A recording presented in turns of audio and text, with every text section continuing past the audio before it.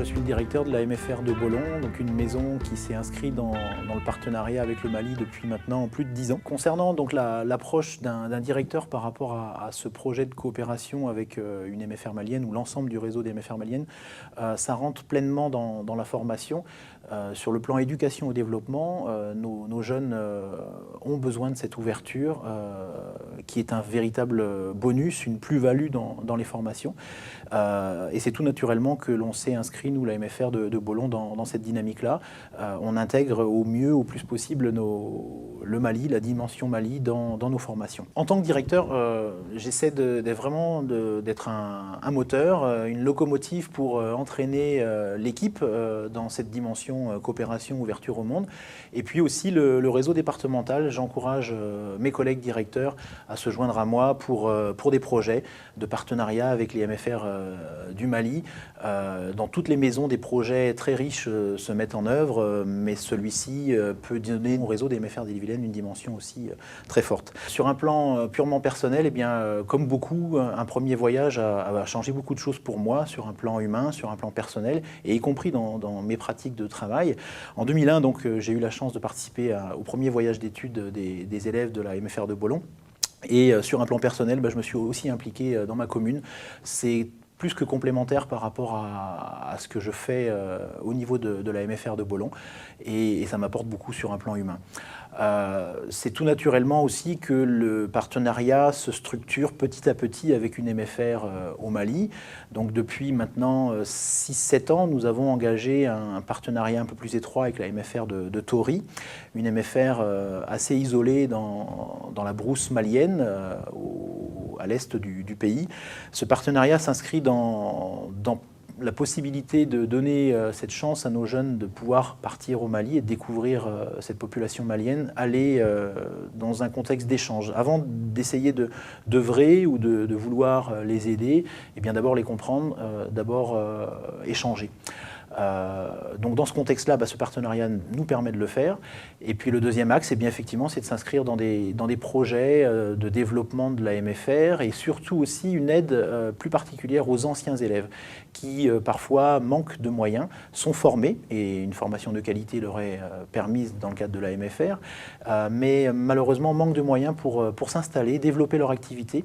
Et c'est tout l'objet aujourd'hui du partenariat qui reste encore à réaliser avec la MFR de Tori. Donc le projet de soutien à la MFR de Tori, c'est une aide pour les anciens élèves de la MFR de Tori qui sortent donc de la formation, des formations à dominante agricole, notamment dans l'aviculture, et qui, pour s'installer, ont besoin d'une mise de fonds pour acheter le cheptel, donc la volaille, pour construire ce qu'ils appellent les poulaillers modernes.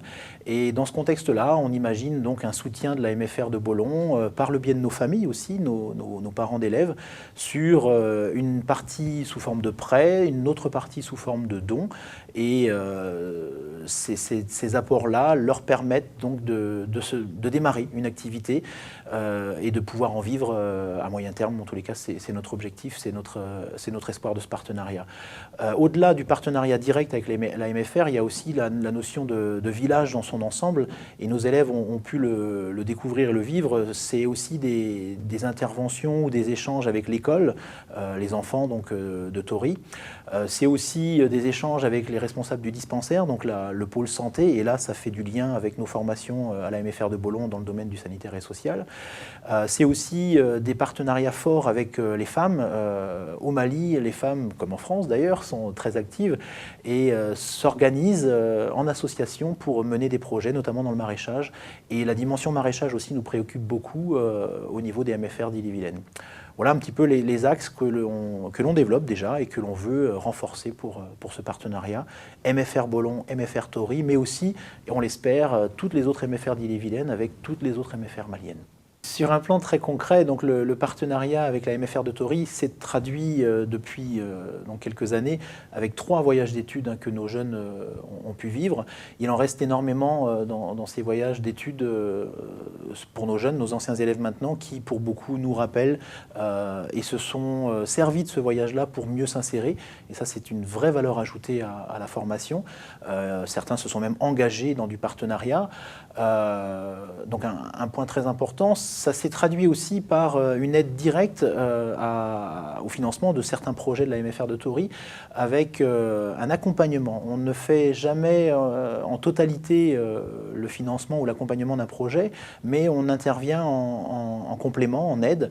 Et ça a été aussi une symbolique très très forte puisque la MFR de Thory a réussi à construire des bâtiments de formation et nous sommes intervenus donc en fin de construction pour financer le manque, et ce manque a servi à financer le toit. Donc c'était une finalité assez forte de symbole et en même temps une aide concrète au projet. Le dernier point, c'est que ça se traduit aussi par l'accueil de responsables maliens à la MFR de Bolon, avec donc Magan Maïga, le responsable national des MFR maliennes, qui était auparavant donc le responsable régional, où là, on échange de façon concrète sur les projets à mener avec la MFR de Thory. On espère un jour aussi recevoir, dans le cadre de la coopération Sud-Nord, les responsables, les acteurs de la MFR de Thory. Je l'ai déjà vécu au niveau personnel sur l'accueil de Maliens sur notre association avec un jumelage de villages, et on s'aperçoit que c'est aussi très très riche. Il n'y a pas de raison que la coopération se fasse que dans un sens, à savoir que nous, le Nord, on puisse se déplacer pour vivre des temps extraordinaires. Il est aussi important que les Maliens, le Sud, viennent à notre rencontre pour partager, échanger. Je suis formateur à la maison familiale de Gauvin. Mon expérience de l'Afrique et plus particulièrement du Mali, c'est ce fameux voyage de 2001 avec la maison familiale de Bolon et ces rencontres avec ces jeunes Maliens et ces maisons familiales qui m'a donné l'envie en tant que formateur de poursuivre avec ma propre maison, donc la maison familiale de Gauvin. Donc en 2007, j'ai pu organiser un nouveau voyage avec les jeunes de la maison familiale de Gauvin, avec différentes choses à monter. Et donc, une fois arrivés sur place, les jeunes ont pu voir les manques. Et l'idée était d'accompagner la maison familiale de Dandoli pour l'achat d'une pompe à eau. Et en octobre 2011, Magan étant en France, les prérogatives ont changé et donc de la pompe, les femmes maliennes de Dandoli préféraient une aide sur l'achat d'une ensacheuse et une sécheuse pour optimiser la conservation des oignons et leur mise en vente. Un moment très fort humainement, c'est l'arrivée à la maison familiale de Dandoli, où là, on nous a offert et sacrifié un bouc en notre honneur pour notre accueil. Et là, on a pu partager un moment très fort avec la population, une grande partie de la nuit. Donc, de la rencontre de la maison familiale de Dandoli est née une envie très forte de partenariat entre les deux maisons familiales, entre celle de Gauvin et celle de Dandoli.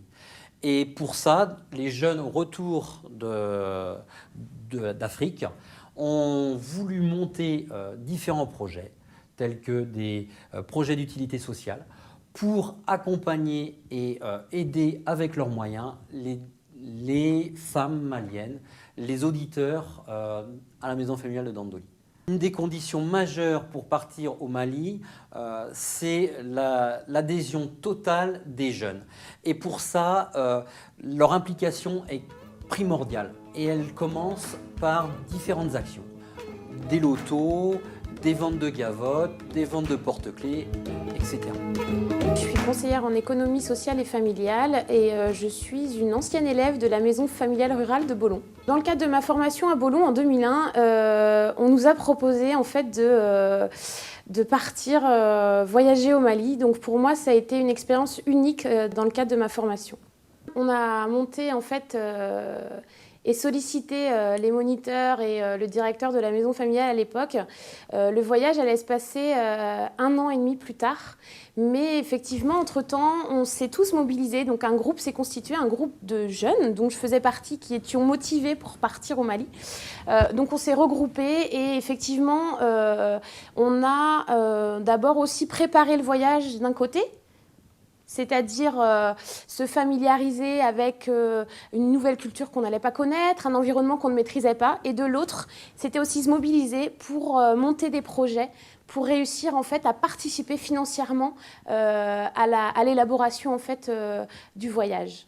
On s'est aussi rendu compte en fait que de mener toutes ces activités, ça a enrichi vraiment notre parcours de formation. Et je pense qu'on a pu vraiment concrètement aussi acquérir des savoir-faire et des compétences. 1 an et demi après, on a tous décollé direction Mali. Et ce voyage, ça a été une expérience extraordinaire. Alors certes professionnellement, mais aussi personnellement. Vraiment une vraie expérience.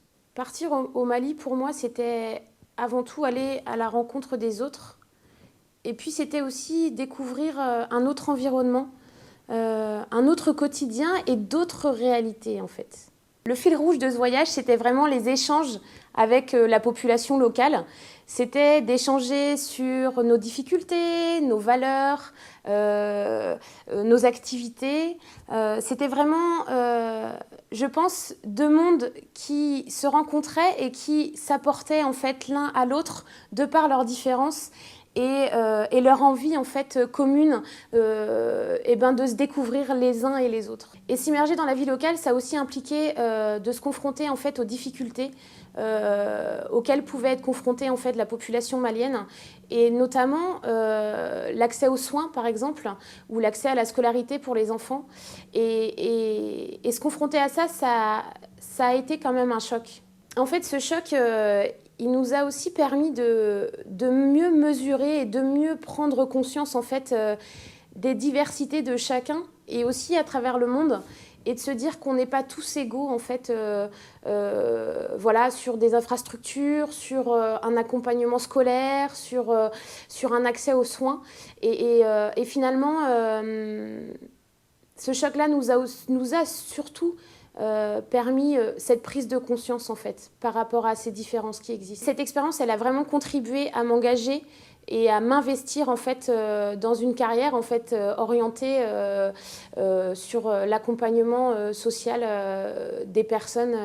En fait, voyager et aller à la rencontre d'une autre population, ça change souvent notre regard du monde, et ça nous rend aussi souvent beaucoup plus tolérants. Ça permet aussi de casser les représentations qu'on peut avoir. Et puis je pense surtout ça nous fait grandir.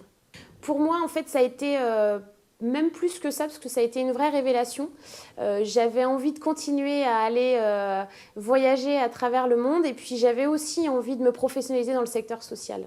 Aujourd'hui, 10 ans après ce voyage, je suis conseillère en économie sociale et familiale, et j'accompagne aussi dans mon quotidien ici des populations d'origine étrangère, et je pense que ça me permet aussi d'être ouverte sur des différences culturelles et peut-être prendre aussi conscience de ce temps d'adaptation face à un environnement qu'on ne connaît pas.